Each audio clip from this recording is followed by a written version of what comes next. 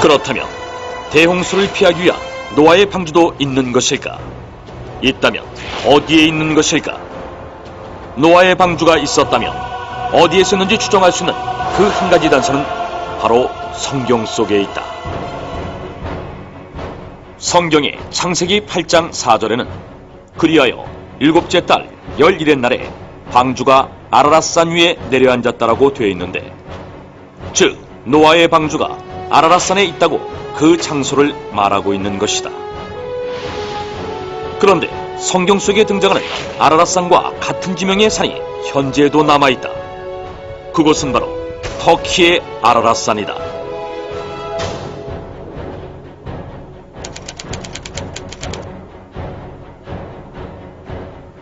터키의 아라랏산은 그 지방말로 쿠이누라고 불리기도 했는데, 이는 노아의 산이라는 뜻이며 오랫동안 신성시 되어온 곳인데다가 현재 이곳 동네 이름들은 지난 수천 년간 노아와 노아의 자손들의 이름을 사용하고 있다고 한다. 뿐만 아니라 이 아라랏산에는 바다에서만 볼 수 있는 어패류의 화석과 소금 등 대홍수가 있었음을 증명하는 흔적들이 발견되기도 했다. 1916년 여름, 러시아 제3코커서스 항공 공대인데 로스코비카 중위는 새 비행기를 시험하느라 터키의 동부 지역과 아르메니아 지역 사이에 있는 아라랏산 근처를 비행하고 있었다. 그런데 What is that? 중위는 비행 도중 산 정상에 있는 호수에서 놀라운 것을 발견했다. 그것은 바로 거대한 배였다. 로스코비카 중위의 보고를 받은 러시아의 황제 니콜라이 2세는 탐험대를 보내 직접 확인하게 했는데, 탐험대 역시 로스코비카 중위가 배를 발견했던 장소에서 빙하 속에 묻힌 거대한 배를 발견한다. 그 배는 120m가 넘는 길이었고 배 안에는 높이 5m 정도의 칸막이가 몇백 개나 있었다. 어떤 방은 아주 크고 천장이 높았으며 어떤 방은 바구니가 겹겹이 줄지어 있기도 했다. 탐험대원들은 흥분하지 않을 수 없었다. 이 배가 바로 노아의 방주라고 생각했기 때문이다. 그런데 놀라운 일이 벌어진다.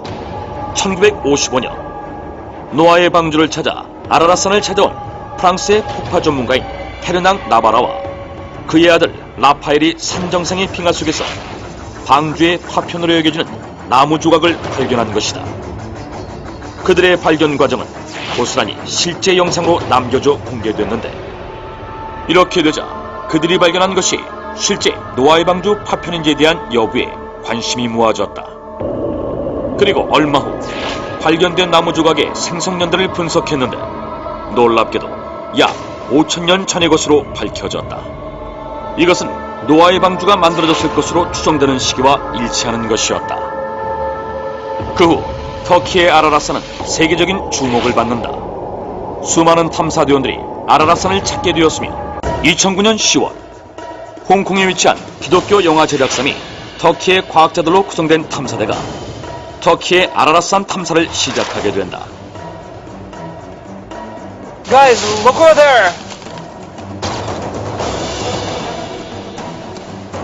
그들이 아라랏산 해발 4000m 지점에서 발견한 것은 거대한 목재 구조물이었는데, 눈과 화산재 아래에 묻혀 있었던 이 목재 구조물을 이란에서 탄소연대 측정을 한 결과 기원전 2800년의 것으로 확인됐다. 탐사팀은 이 측정 결과를 근거로 이 목재 구조물이 노아의 방주로 추정된다고 공식 발표하기에 이른다.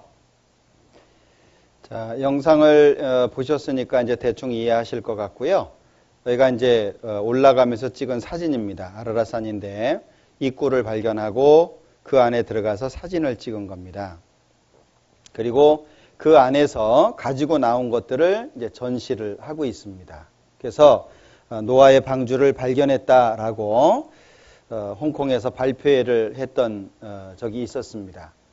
자, 이렇게 노아 방주가 발견된 것 외에도 실제 온 세상이 덮이는 홍수 심판이 있었다라고 하는 걸 여러 가지로 알 수 있는데요. 그 중에 하나가 이제 그랜드 캐년입니다. 이 그랜드 캐년은 길이가 한 350km 이상 되고요.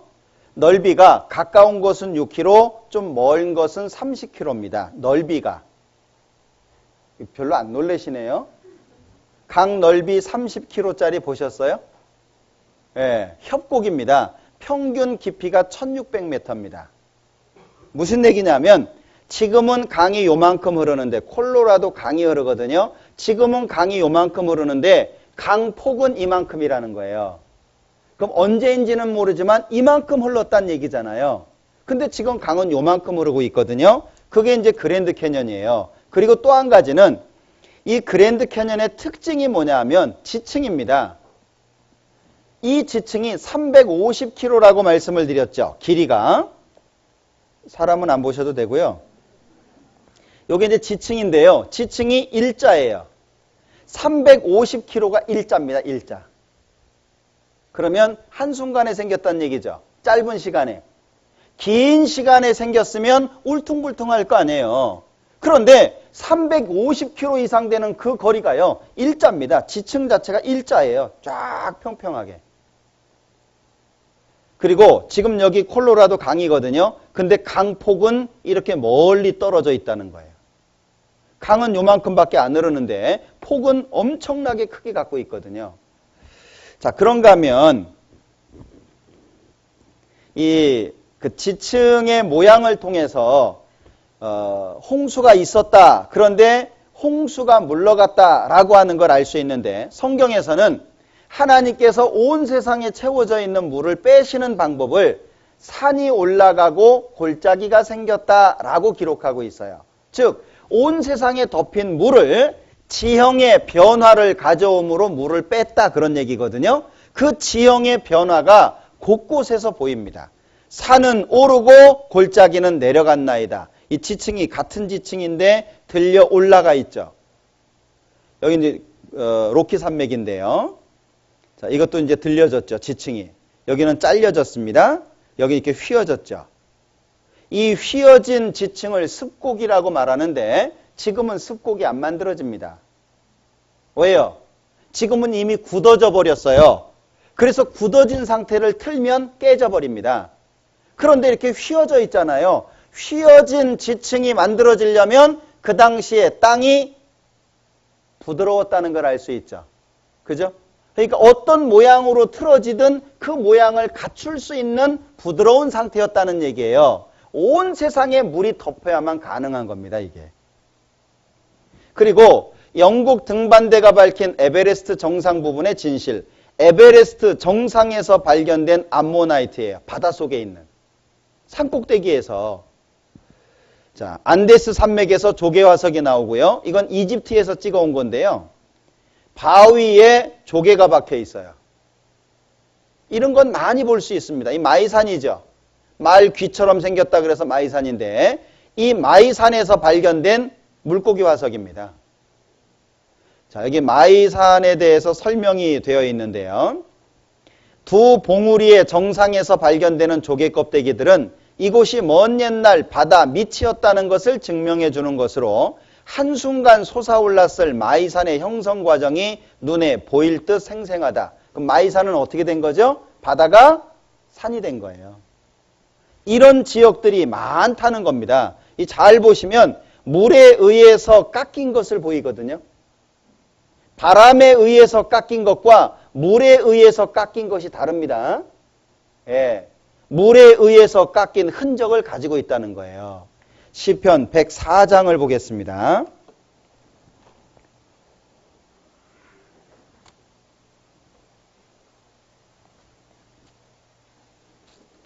시편 104장 6절 옷으로 덮음같이 땅을 바다로 덮으심에 물이 산들 위에 섰더니 주의 견책을 인하여 도망하며 주의 우레소리를 인하여 빨리 가서 주의 정하신 처소에 이르렀고 산은 오르고 골짜기는 내려갔나이다. 하나님이 온 세상에 덮었던 물을 빼시는 방법으로 산은 오르고 골짜기는 내려갔다. 용기입니다. 지층의 변화죠. 그것으로 물을 빼셨다는 거예요. 그런데 그런 흔적을 곳곳에서 볼 수 있다는 겁니다. 그리고 또 한 가지는 화석입니다. 화석.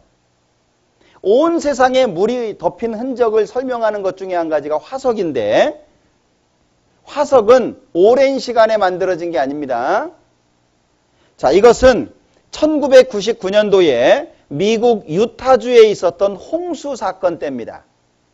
홍수가 있었는데 차가 진흙에 박혀버렸어요. 이해되셔요?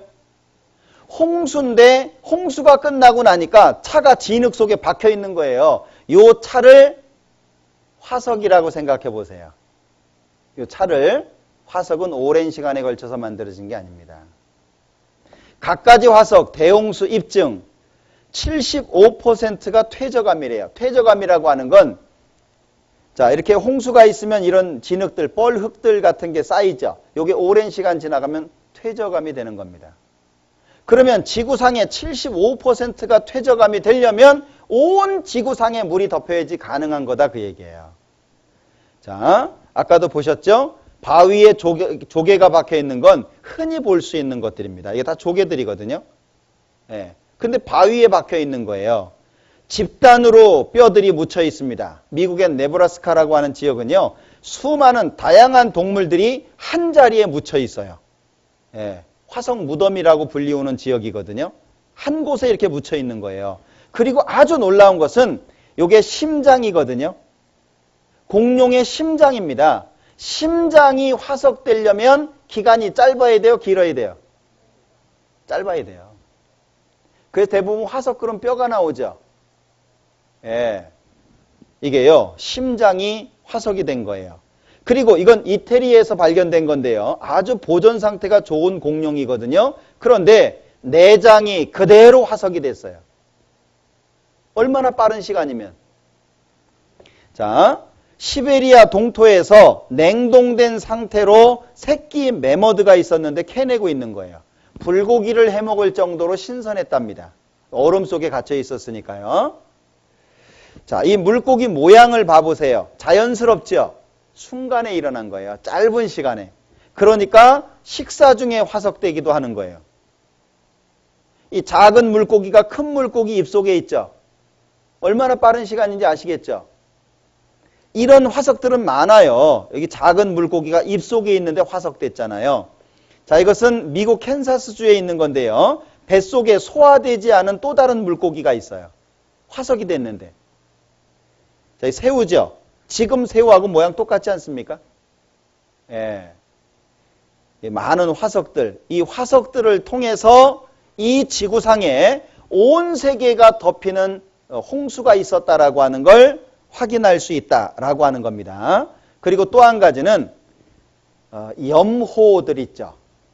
소금을 함유하고 있는 호수들이 굉장히 많습니다. 그 중에 하나가 볼리비아라고 하는 나라에 있는 우유니 소금 사막인데요. 이 볼리비아라고 하는 나라에 소금 사막이 있습니다. 우유니라고 하는 지역인데 이게 해발 3,400m에 있는 겁니다. 그런데 소금의 두께가 1m에서 최대 120m까지입니다. 소금 두께가 120m예요. 안 놀라시네? 엄청 놀랄 얘기인데 소금 120m짜리 보셨습니까? 예. 그런데 놀라운 것은요, 여기에서 산호화석이 발견됩니다. 해발 3,400m인데 해발 3,400m 위에 120m의 소금 사막이 있다는 것도 이해할 수 없는 문제인데 거기에 산호화석이 있어요. 산호는 어디에 있죠? 바닷속에 있잖아요. 그러면 이 우유니 소금 사막이 있는 지역은 바다였는데 들려 올려졌다는 얘기죠. 성경의 말씀이 사실이라고 하는 걸 말씀하는 거예요. 예.